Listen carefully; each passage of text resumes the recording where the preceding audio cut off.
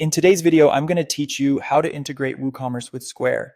If you run a WooCommerce store and want to take secure payments through Square or keep inventory synced between your online shop and your Square catalog, this quick setup will get you connected. Before we start, make sure you have administrator access to your WordPress site, WooCommerce already installed, and an active Square account. Having a recent site backup is always smart when adding plugins. First, log into your WordPress dashboard. This is your site's control center where we'll handle the entire setup. Next, head to Plugins on the left menu and click Add New. This opens the plugin marketplace. In the search bar, type WooCommerce Square.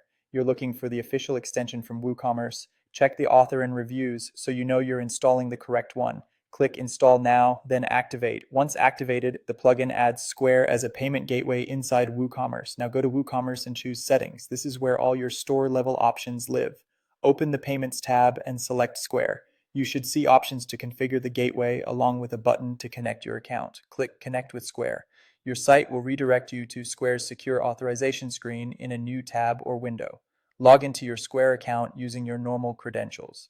If your Square account has multiple locations, you'll be prompted to pick the one you want to link with your WooCommerce store.